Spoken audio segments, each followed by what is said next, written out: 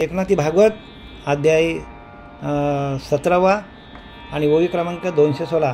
जया सदा विरोध पोटी, वरी वरी गोड मैद गाठी, भीतरी द्वेषाचा भडका उठी, जो क्रूर दृष्टी सर्वदा. ब्राह्मण, वैश्य, क्षत्रिय, शूद्र आणि अतिशूद्राची लक्षणं सांगताना भगवंत उद्धवाला सांगतो, जया सदा विरोध पोटी, ज्याच्या मनात निरंतर वैर असतो, निरंतर वय आणि लपलेला द्वेष असतो. म्हणजे एखादा माणूस अशा माणसाला जर काही बोलला तर तो द्वेष धरतो.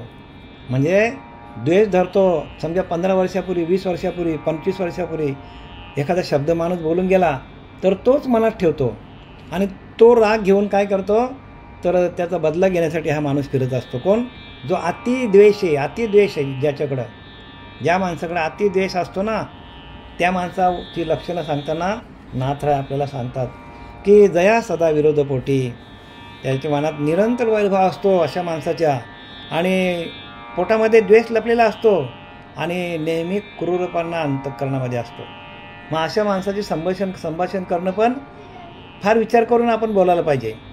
कारण जी माणसं असे असतात, जे क्रूर दृष्टीचे असतात आणि अंतःकरणामध्ये त्यांचा द्वेष भरलेला असतो आणि दुसऱ्याचा तिरस्कार करतात, पण वरून मात्र गोड बोलतात, पण आतमध्ये संपूर्ण काळा भरलेला असतो.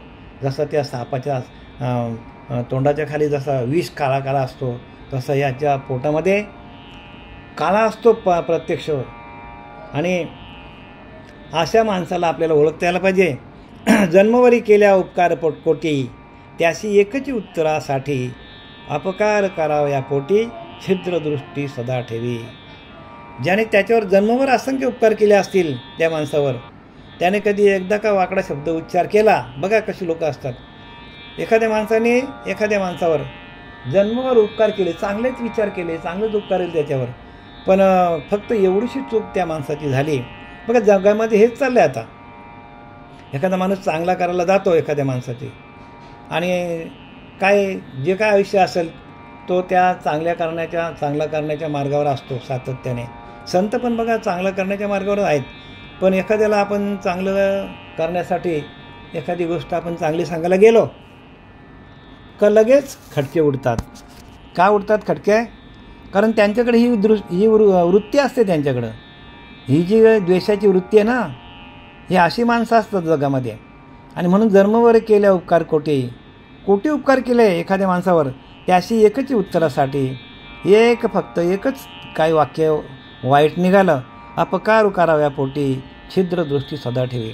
आणि त्या एकाच वाक्यासाठी हजारो वाक्य चांगले बोलले एखाद्या माणसासाठी, आणि बोलता चांगला करण्यासाठी एखादं वाक्य जर त्या सज्जनाच्या मुखातून गेला तर तो समोरचा दुर्जन अखंड आयुष्यभर त्याला डोळ्यात धरतो. हीच सगळीकडे हेच चाललेलं आहे. आपण चांगलं सांगायला गेलो, लोकांना पटत नाही आणि लोक डूक धरतात. पण सज्जनाचा, त्या संताचा, त्याच्या मागे भाव काय असतो की ह्याने चांगलं सुधारावं, सत्मार्गाला लागावं, भगवंताच्या भजनाशी एकरूप व्हावं, हा संतांचा विचार असतो. पण ते त्यांच्याकडे विचार नसतात. त्यांना असं वाटतं की हे आम्हाला कोण बोलणार, असं वाटतं त्यांना. जन्मवरी केल्या उपकार कोटी, त्याशी एकच उत्तरासाठी, अपकार करू कराव्या पोटी, छिद्रदृष्टी सदा ठेवी. म्हणजे काय करतात? छिद्रदृष्टी म्हणजे टपून बसलेले असतात ते. आपल्याला कधी आपल्याला आडो पाडता येतो बोलून एका वाक्यासाठी. उपकार स्थिती, अंत्यजन करी प्रांतासी, अपकार स्थिती, अंत्यजन करी प्राणांती, ऐशिया विरोधात ते जे वाहती, शुष्क विग्रह गती त्या नाव. म्हणजे इथं काय सांगितलं आहे? सामान्यपणे शूद्रसुद्धा उपकार करणाऱ्या विरुद्ध वागत नाही. वागत नाही. पण त्याच्याही उलट ज्या माणसाचे वर्तन असते त्याला शुष्क विग्रह म्हणतात. शुष्क विग्रह म्हणजे कोरडा. शुष्क म्हणजे कोरडा विग्रह. म्हणजे दिसत नाही, त्याच्या अंतःकरणामध्ये द्वेष भरलेला आहे, पण तो दिसत नाही त्याच्याकडं. का दिसत नाही? तर द्वेष लपलेला असतो. द्वेष कोणाला दिसत नाही. बघा आपले सगळे विषय जे आहेत काम, क्रोध, लोभ, मदमत्सर, दंभ, संशय, चिंता, हे सगळे विषय आपल्या पिंडामध्ये आहेत. पण ते आपल्याला दिसतात का? नाही. का दिसत नाही? दिसतच नाही ना. ते कोणाचं काम दिसतो का? नाही. क्रोध दिसतो का? एखाद्याचा क्रोध भरलेला आहे, चला क्रोध तरी दिसतो डोळ्यावर, त्याला लाल लाल डोळे झाले आहेत. लोभ दिसतो का? काम, क्रोध, लोभ, मदमत्सर पण दिसत नाही. मग जे दिसत नाही बरं का, जे दिसत नाही, दिसणारी घाण बाहेर काढता येतं आपल्याला, पण न दिसणारी घाण जी बाहेर काढतात त्याला श्रीगुरू म्हणतात. काय म्हणतात त्याला? न दिसणारी घाण बाहेर काढतात त्याला सद्गुरू म्हणतात. हे जे न दिसणारी घाण जी आहे ते विषय आहेत, ते त्रिगुण आहेत, तो अहंकार आहे, तो काढणारा तो सद्गुरू असतो. दिसणारे काय? दिसणारं कोणी पण काढेल. एखादी वस्तू समजा रस्त्यामध्ये आपल्याला दिसली, एखाद्याच्या अंगावर काहीतरी बाबा चला फोड झाला आहे किंवा अजून काही त्याला रोग झाला आहे, तर तो वैद्य उपचार करेल. पण जे रोग दिसतच नाही, जे विषय दिसत नाही, मग त्यांना बाहेर कोण काढणार आहे? तर त्यांना बाहेर काढणारा जो असतो त्याला श्रीगुरू म्हणतात, सद्गुरू म्हणतात त्याला. आणि म्हणून जगामध्ये जे काय चाललं आहे ते न दिसणाऱ्या वस्तू ज्या आहेत, त्या न दिसणारे जे आपले विषय आहेत, त्या विषयांपासून बाजूला काढणारा जेव्हा गुरु येतो आपल्याकडे, आणि त्याची रीत जी आहे, तो काय करतो? तो आपल्या अंतःकरणावरतीच काय करतो? अंतःकरणावरतीच प्रक्रिया करतो. कारण एकदा अंतःकरण शुद्ध झालं, बघा आनंद संप्रदायामध्ये जी रीत आहे, आणि ती रीत कुठेच नाही का? तर अंतःकरणावर प्रक्रिया करतात.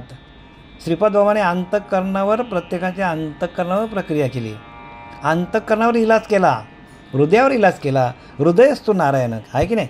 नारायण कुठे? हृदयामध्ये. आणि हृदयावर प्रक्रिया करणारा, हृदयामध्ये भाव निर्माण करणारा जो बोध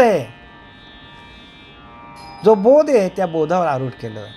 आणि एकदा का हृदय निर्माण झालं, स्वच्छ झालं, अंतःकरण शुद्ध झालं. कारण मलिनता कुठे आहे? अंतःकरणामध्ये आहे. आणि आतमध्ये त्या एकावरती, एका आत्मतत्वावर, एका आत्म्यावर 8 राज्य आहे. आणि त्या 8 बाजूला झाले, आणि ते त्रिगुण बाजूला झाले, आणि अहंकार बाजूला झाले.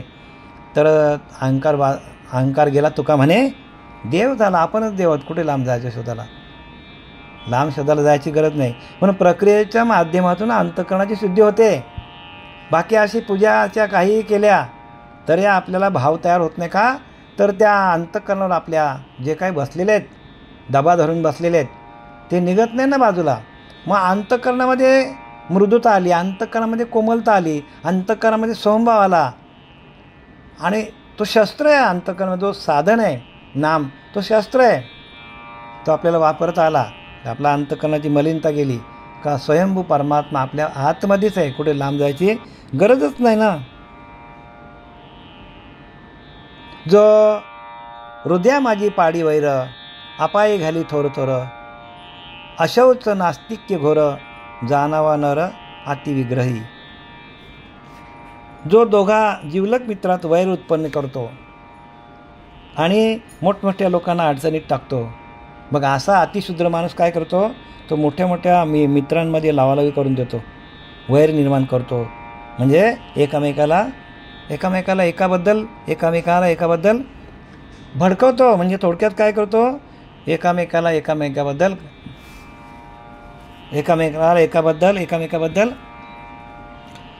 वाईट सांगतो. ह्याच्याबद्दल तो सांगतो, त्याच्याबद्दल तो सांगतो. असा लावालावी करून देणारा माणूस जो आहे तो अतिशूद्र सांगितलं आहे. मोठ्या मोठ्या लोकांना अडचणीत टाकतो, आणि मोठमोठ्या लोकांना अडचणीत टाकतो आणि लावालावी करून देतो, भांडणं करून देतो. असा भयंकर मनुष्य मोठा भांडखोर समजावा. इथं लिहिले बघा, असा जो मनुष्य आहे तोच अतिविग्रही, म्हणजे तोच भांडखोर आहे. हे सगळं आपल्याला जाणण्यासाठी आणि जाणून त्यागण्यासाठी आहे. ही सगळी लक्षणं आपल्याला जी नाथरायाने आपल्याला लक्षणं इथं लिहिल्यात, ते आपल्याला जाणून त्यागायचा. त्या गुणांच्या अंगीकारिती ते नरकमागी निश्चिती, असे जे गुण ज्यांच्याकडे आहेत ते नरकाला आपोआपच जातील.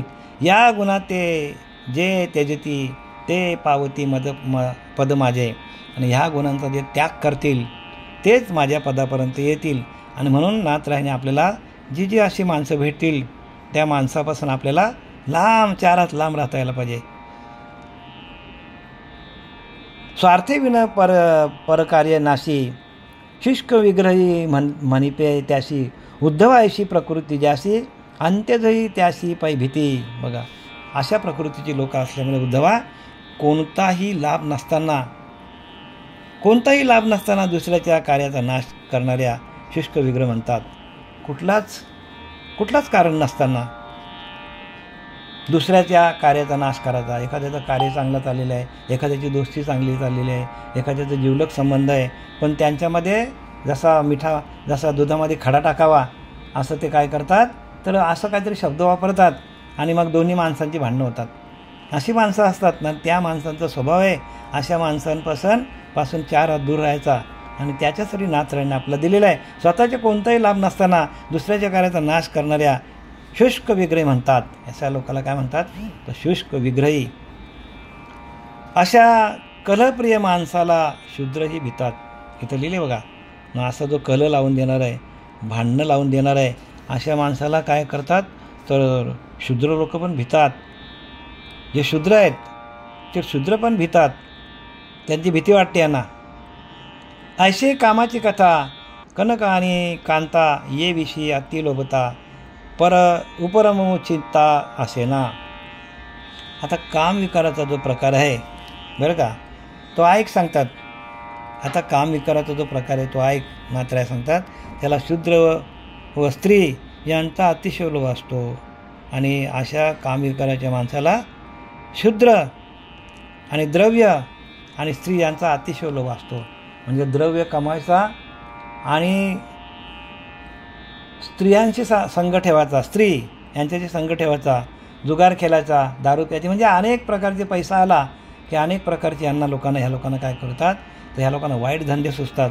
त्यांच्या चित्ताला विश्रांती आणि शांती मुळीच नसते. अशी जी लोक आहेत ह्या लोकांच्या मनाला शांती कधीच लाभत नाही. उद्धवा अशा माणसाच्या मनाला शांती लाभत नाही आणि उद्धवा अशा लोकांपासून तू दूर राहा. एक कामाची कथा कनक आणि कांता, ये विषय अतिलोभ होता. स्त्रीविषयी अतिलोभ त्याला असतात, पैशाविषयी कनक आणि कांता, आणि ये विषयी अतिलोभ होता, उपरमो चित्ता असे ना. आणि त्यांच्या चिंतामध्ये शांती कधीच नांदत नाही. आणि जिथं शांती नाही तिथं भगवंत म्हणतो मी नाही. काय, कनक आणि कांता जयास वाटे वमन, अंतरी लागले ध्यान भगवंताचे. बघा, भगवंताचं ध्यान कधी लागतं, कनक आणि कांता जयास वाटे वमन, उलटीसारखं वाटतं ज्याला पैसा अडका, आणि कांता म्हणजे बायका मुलं ज्याला उलटीसारखं वाटतात. कनक आणि कांता जयास वाटे वमन, अंतरी लागले ध्यान भगवंताचे. त्याच्याच अंतरामध्ये भगवंताचं चिंतन चालू असतो. ज्याला असं वाटतं की बायका पोरा काय आहेत त्या असू द्या, पण ती उलटीसारखी वाटली पाहिजे. कनक आणि कांता जयास वाटे वमन, अंतरी लागले ध्यान भगवंताचे. ही लक्षणं साधूची आहेत. आणि साधू आपल्याला असं का शिकवतं आपल्याला, कारण साधूला सगळं माहीत असतं की पुढे साधकाला कुठले अडचणी येणार आहेत आणि साधकाला या अडचणीपासून आपल्याला दूर कसं राहता येईल, एवढ्यासाठी हे निरूपण आहे.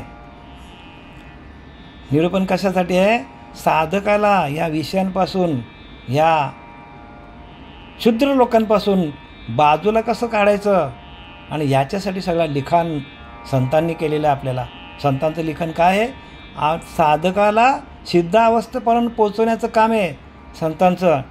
आणि जोपर्यंत सिद्ध अवस्था नाही आली तर आपण बद्धच राहणार. बद्ध म्हणजे विषयामध्ये बांधलेला.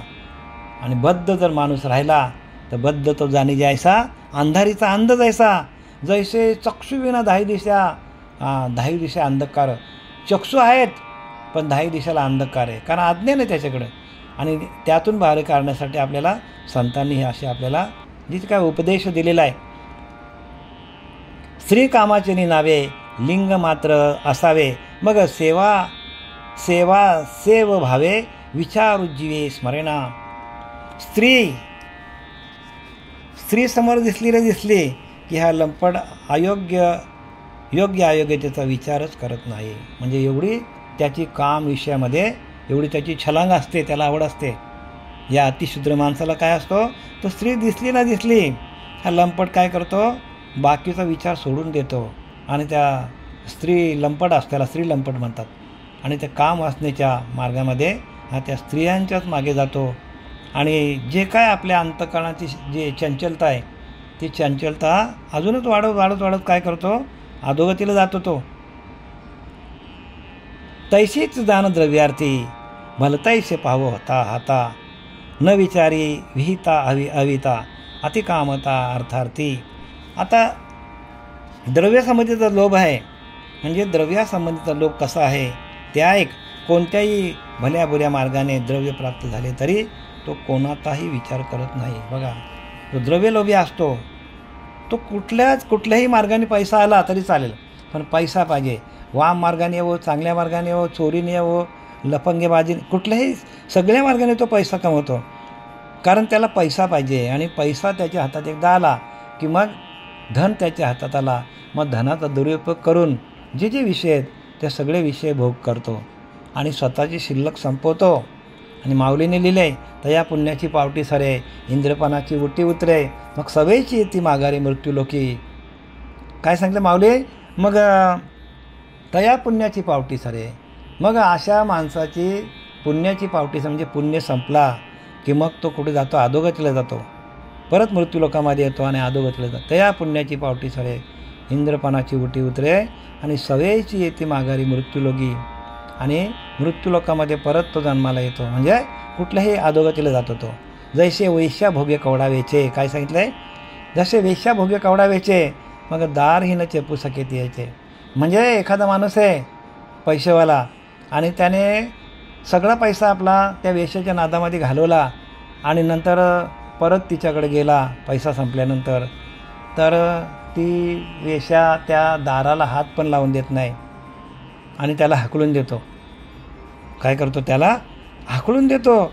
तसे जोपर्यंत आपल्या देहाकडे शिल्लक आहे तोपर्यंत आपण भोग घेऊ शकतो, पण एकदा का देहाची शिल्लक संपली, जसा त्या माणसाकडला पैसा संपला की वेश्या दरवाजाला हात लावून देत नाही, तसं आपल्या देहाची शिल्लक संपली तर आपल्याला अधोगतीला जावं लागेल. आणि म्हणून शिल्लक जोपर्यंत आहे तोपर्यंत आपल्याला सगळं काही परमात्म्याची प्राप्ती करून घेता येतो. आणि शिल्लक संपली की गेला. आणि म्हणून आपली शिल्लक म्हणजे आपली पुण्याई आपल्या नामस्मरणात कशी वाढेल, नामस्मरण कसा आपल्याला वाढवता येईल, भगवंताचं भजन अखंड कसं चालेल, ह्याच्यासाठी आपल्याला जे काय दिलेलं आहे, नाथरायांनी काय दिलं आहे ते आपण कसं वागायला पाहिजे, आणि आपल्याला त्रास देणारे कोण आहेत, आणि त्या त्रासापासून आपण बाजूला होऊन आपलं भजन कसं एकरूप होईल, भजनाशी एकरूप कसं होता येईल, ह्याच्यासाठी भगवंताने आपल्याला हे ज्ञान लिहिलेलं आहे.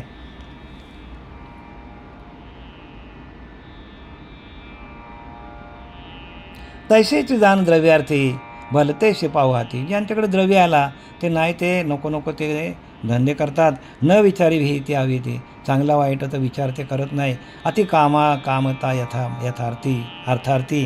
आणि काम वासना भोगण्यासाठी त्यांच्याकडे अति पैसा असल्यामुळे ते काम वासनेच्या मागे लागतात. तो पैशासाठी वेडा असतो. बघा काय सांगितले, पैशासाठी माणूस वेडा होतो, कारण एकदा पैसा हातात आला की वाटेल ते भोग माणूस घेऊ शकतो, वाटेल ते. आणि उद्धवा,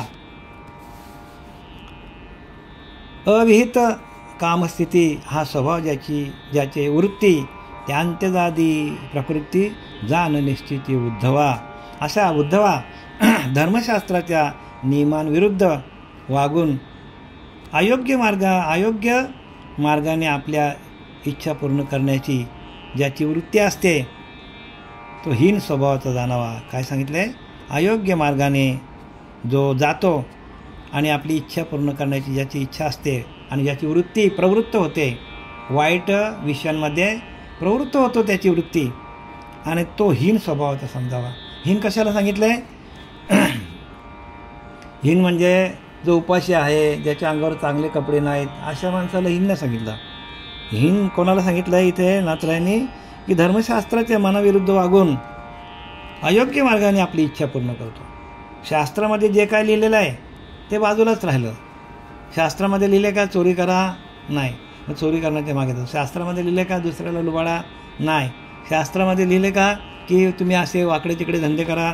नाही. मग शास्त्राच्या विरुद्ध जातो तो. आणि शास्त्राच्या विरुद्ध गेल्यामुळे त्याला भोग भोगावे लागतात. आणि म्हणून त्यांनी लिहिले, उद्धवा, धर्मशास्त्राच्या नियमाविरुद्ध वागून अयोग्य मार्गाने आपली इच्छा पूर्ण करण्याची ज्याची वृत्ती असते, वृत्तीच तशी असते त्या माणसाची, आणि त्या वृत्तीला शांत करण्यासाठी श्रीगुरु पाहिजे. वृत्ती व्हाव्या निवृत्ती सद्गुरू पाहिजे. हो, वृत्ती निवृत्ती व्हायची असेल, त्या वृत्तीतून सगळ्या विषयांना आपल्याला बाद करायचं असेल तर दिलेली श्रीगुरूंनी दिलेली उपासना, श्रीगुरूंनी दिलेलं भजन, त्या भजनाच्या माध्यमातून आपल्याला बाहेर निघता येतो. मग वाल्याकोली फक्त एवढं पाप केली, पण 2 शब्दातून नारदाच्या 2.5 अक्षर नामाच्या माध्यमातून तो बाजूला निघाला. आणि बघा, ज्ञानोबरांनी पण त्याचा आपल्या याच्यामध्ये हरिपाठामध्ये उल्लेख केला आहे. वाल्याकोलीचा हरिपाठामध्ये उल्लेख केलेला आहे. का तर वाल्या ज्या कर्मामध्ये होता, जी त्याची वृत्ती होती, त्या वृत्ती पूर्णपणे पालट झाली. त्याचे वाल्याचे DNA बदलले, पूर्ण सगळे जे शरीरातलेच घटक बदलले एका 2.5 अक्षरातून. आणि अशी श्रीगुरूंची कृपा असते. काय असते? ही श्रीगुरूंची सगळी कृपा आहे. आणि त्या कृपेतूनच माणसाला श्रीगुरू कृपाच पाहिजे. आणि म्हणून इथं लिहिले, पुराण प्रसिद्ध बोलेले वाल्मिक, नामे तिन्ही लोक उद्धरती. असा वाहवा केलेले ज्ञानोबरांनी. कोणाचे? पुराण प्रसिद्ध बोलेले वाल्मिक, नामे तिन्ही लोक उद्धरती. वाल्याकोलीने स्वतः सांगितलं आहे पुराणामध्ये की नामातूनच तिन्ही लोकांचा उद्धार होणार आहे. नुसता मृत्यू लोकांचा नाही, तर पाताळ लोकांचा, स्वर्ग लोक, सगळ्या तिन्ही लोकांचा उद्धार होणार आहे.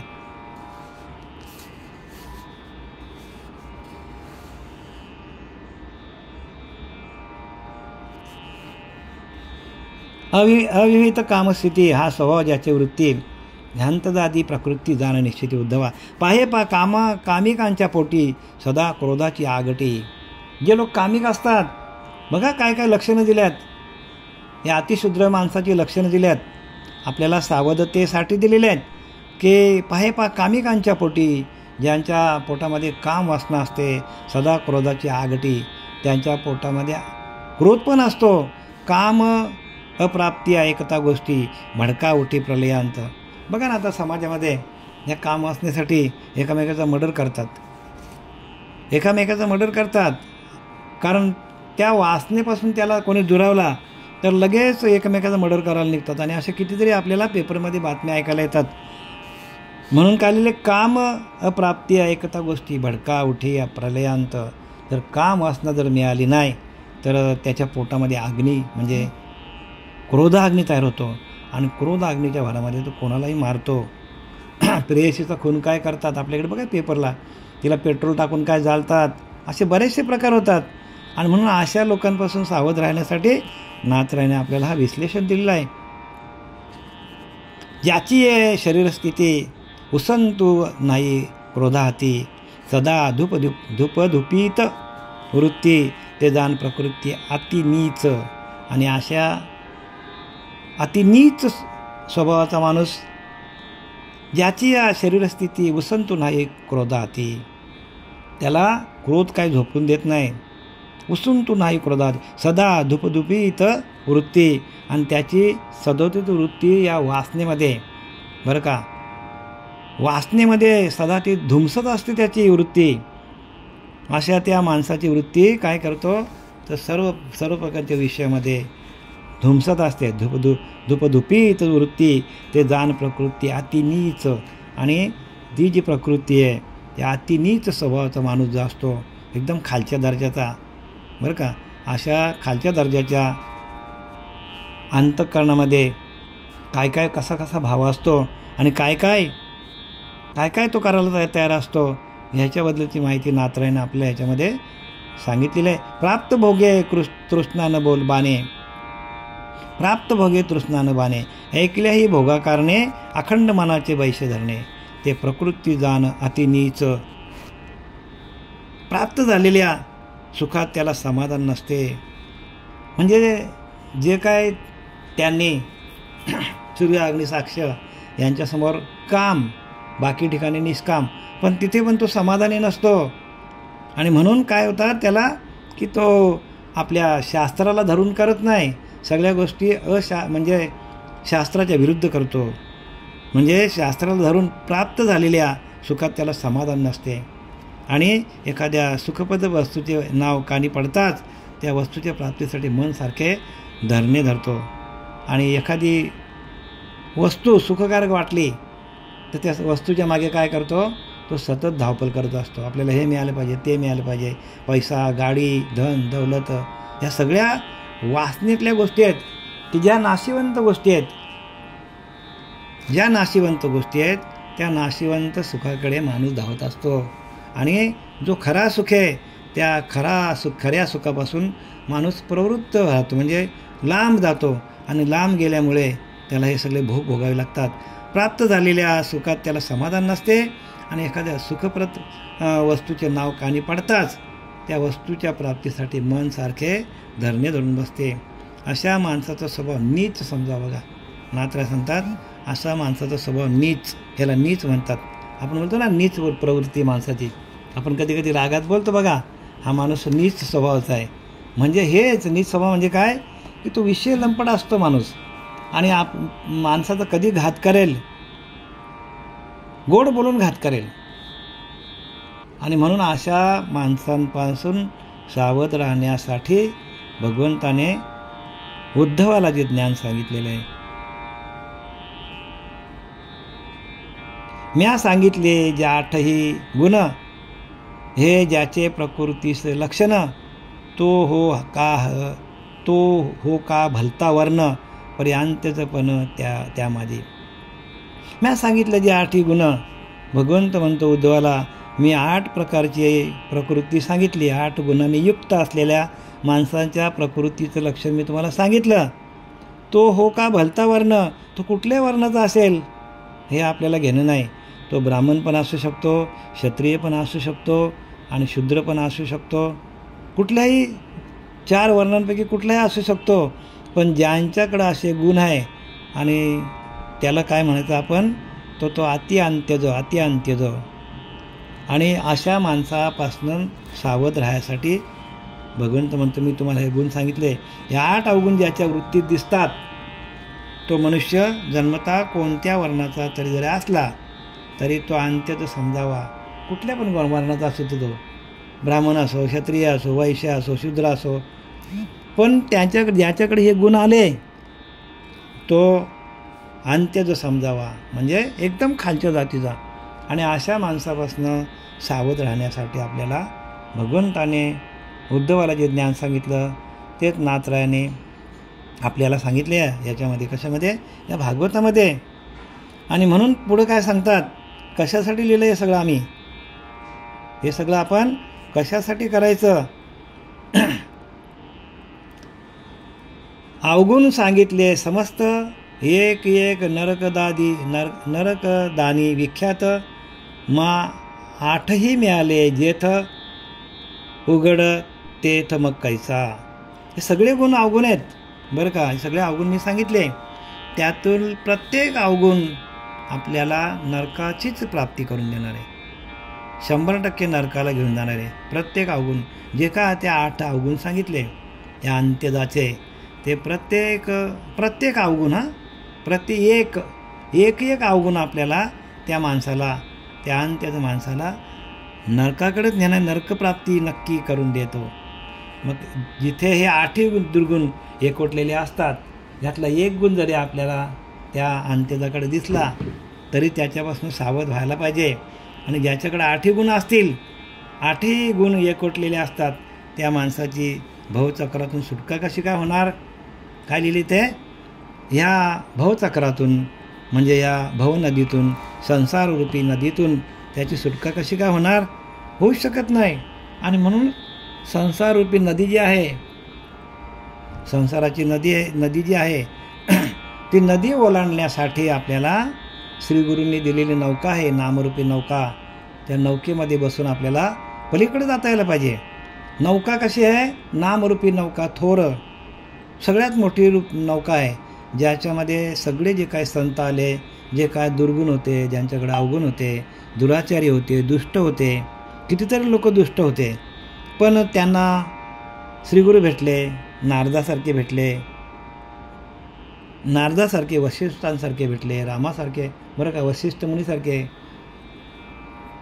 जे काय संत भेटले, तुकोबारासारखे भेटले, हे जे काय ज्ञानोबारासारखे सगळे जे काय संत भेटले, त्या संतांनी या भवनदीतून पलीकडे जाण्यासाठी जी नौका दिलेली आहे, त्या नौकामध्ये आपण बसून आणि त्या बोधावर आरूढ होऊन आपल्याला ही भवनदी आपल्याला पलीकडं पार पाडता येतो. आणि म्हणून रामदास स्वामी लिहिले, एक ते तोडीचे निवडिले, पोहतची उगमाकडे गेले, आणि उगम दर्शनी जाता तीर्थरूप झाले. आणि ते उगमाकडे गेले, उगमाकडे म्हणजे जिथून ह्या संपूर्ण विषयांचा उगम होतो, संपूर्ण विषयांचा उगम जिथून होतो. एक ते तोडीचे निवडिले, पोहतची उगमाकडे गेले, उगमाकडे गेले, आणि उगम दर्शनी जाता तीर्थरूप झाले. म्हणजे कुठे गेले? ज्या चित्तातून, ज्या मनातून आपली वासना तयार होतो, त्या मनालाच त्यांनी जिंकलं, त्या मनाकडे गेलं आणि त्या मनाशी एकरूप झाले. या नामरूपी नौकेतून किंवा नामरूपी शस्त्राने संपूर्ण विषयांचा काय केलं? त्यांनी विषयांना मारून टाकले. ध्यान करता करता जाईत रे जाईत निशान ध्यानाचे लागले. म्हणजे ध्यान करता करता त्यांनी संपूर्ण विषयांना जिंकले. जे मनावरती, अंतःकरणावरती जो विषयांचा मल होता, त्या विषयांना बाजूला केलं आणि त्या आत्मतत्वाशी एकरूप झाले. म्हणून एक ते तोडीचे निवडिले, पोहतची उगमाकडे गेले, जिथून आपला उगम होतो, ज्या मनातून आपल्या विषयांचा उगम होतो, ज्या मनातून आपल्या त्रिगुणांचा उगम होतो, ज्या मनातून वाईट विचार येतात, त्या मनालाच त्यांनी काय केलं? म्हणून 205 श्लोक कोणाला दिले? 205 श्लोक जे आहेत मनाचे श्लोक, ते मनालाच शिकवून दिली समर्थांनी. आणि मनच आपला काय आहे? मनच आपला राम आहे. आणि त्या मनाला रामरूप केल्यामुळे ते यातनं सगळे जे काय संत घडले, ते मनाला रामरूप करून घडले. आणि आपण पण मनालाच राम करायचं. म्हणून इथं काय लिहिलं त्याने बघा, शेवटची कवी आता त्यागावया निजस्थिती, अवगुणांची उत्पत्ती म्या सांगितली, तुझे प्रती जाण निश्चिती उद्धवा. म्हणजे हे सगळं त्यागायचं आपल्याला. जे जे आता 8 गुण सांगितले, या सगळ्या गुणांना त्यागासाठी त्या गुणाते अंगीकारिती, ते नरक मार्गी गा जाती निश्चिती. आणि आता हे 8 मार्ग सांगितले, 8 जे काय त्या अंत्यजाचा भाव सांगितला, त्याच्या अंतःकरणामध्ये जे काय विषय आहेत, जे काय भाव आहे अंत्यजाच्या, तो जर त्यागला नाही तर त्याला नरक यातना नरक गामी गा निश्चिती, त्याला नरकाची यातना भोगाव्या लागतील. आणि या गुणात ते त्याजिती, ह्या सांगितलेल्या 8 गुणांना जे त्यागतात, म्हणजे त्याच्यापासून त्याग केल्यानंतर 8 गुणांचा, ते पावती पद माझे, ते माझ्या पदाला येतील. आता हे गुण आपल्याला त्यागण्यासाठी, आपल्याला गुण त्यागायचे आपल्याला, पण त्यागण्यासाठी जे काय आपल्याला सामग्री पाहिजे किंवा त्या विषयांना आपल्याला जिंकायचं असेल, तर जी सामुग्री आहे ती सामुग्री कोणाकडे आहे? तर श्रीगुरूंकडे आहे. म्हणून श्रीगुरू नायके पूर्ण कृपा केली. श्रीगुरू जेव्हा आपल्याला पूर्ण कृपा करेल आणि आपल्या निजवस्तूची आपल्याला एकरूप, निजवस्तू दाविली माझी मज, आपल्या निजवस्तूशी एकरूप होऊनच आपल्याला या भवसागरातून आपल्याला तरता येतो. आपली निजवस्तू आहे, त्या निजवस्तूशी एकरूप झाल्यानंतर आपल्याला ह्या सगळ्या भूमंडलाचं जे ज्ञान आहे, आपल्या आत्मस्वरूपाशी एकरूप झाल्यामुळं आपल्याला ते ज्ञान मिळतं. आणि त्या ज्ञानाशी एकरूप झाल्यानंतर आपले हे विषय सगळे बाजूला होतात, आपल्या विषयांना जिंकता येतो. आणि जिंकल्यानंतर आपण त्या आत्मस्वरूपामध्ये आत्मतत्वाशी एकरूप होतो. झालेली सेवा आपले सद्गुरू श्रीपाद बाबा, रामदास बाबा, पांडुरंग देवेकर बाबा यांच्या चरणी समर्पित.